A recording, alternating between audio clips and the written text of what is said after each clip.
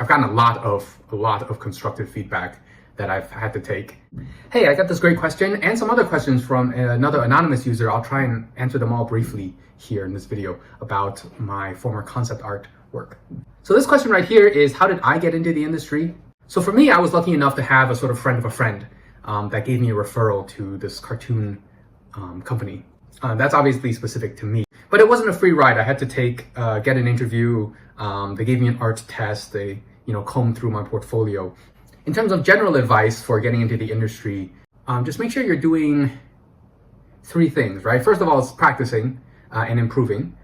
Secondly is have your work out there somewhere where people can see it, whether that's on a website, digital portfolio, or a physical portfolio if you're going to places yourself. And third is to be communicating with, if you're at that stage, to be communicating with companies that you're interested in possibly working for. Make sure you're sending out emails or going to conventions with your work, have some cards, some things like that. So communication, practice, and having your work visible.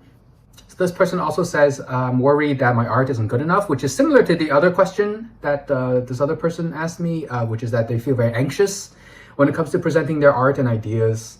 So I was super nervous and anxious all the time. I was a very shy person by nature. As a part of the job, you have to do it. So for me, I literally just kind of had to tough it out, and it wasn't comfortable, but you submit so much work every single day of the week that it just kind of becomes a non-issue pretty quickly once I actually had the job. Now, if I had the chance to overcome it earlier, what could I have done? So the best way to get over this is to actually submit your work or present your work to people, a teacher, a club, some kind of art group, or even just online. Just put it out there.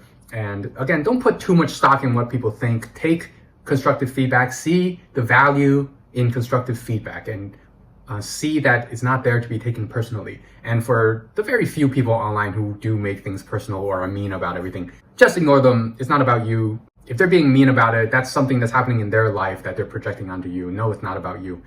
So you could practice this by just presenting your work, even to just family and friends, if you want to begin there, and then to people online or to more professional people, either in a company or like a teacher. Do I find that the industry is quite relaxed and understanding about presenting work and then giving this feedback? Well, the industry is not relaxed. It's a very stressful, money-driven, production-based industry. But they are very understanding in terms of people presenting their work.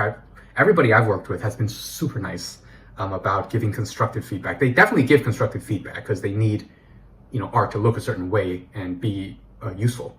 But I've never had anybody be like scolding or mean.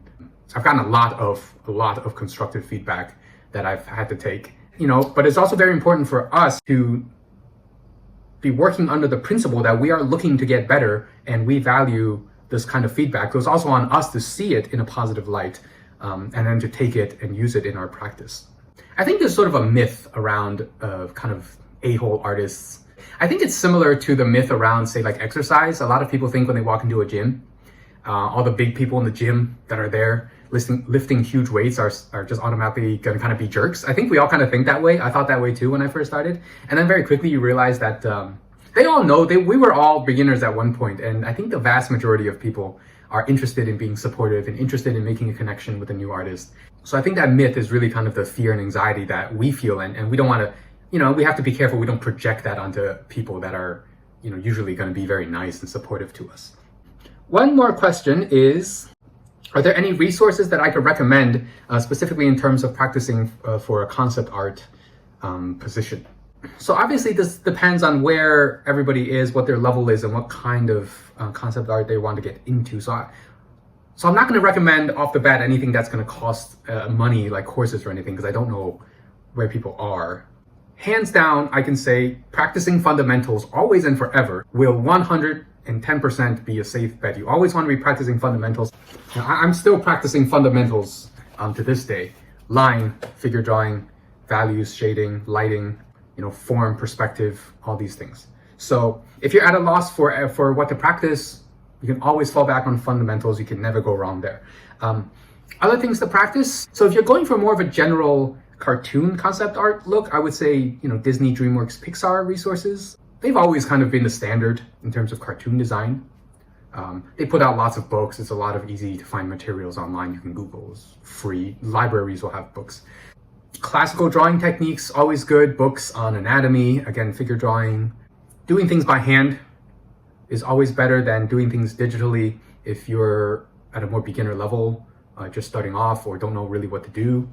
Grab a pencil, paper, and eraser.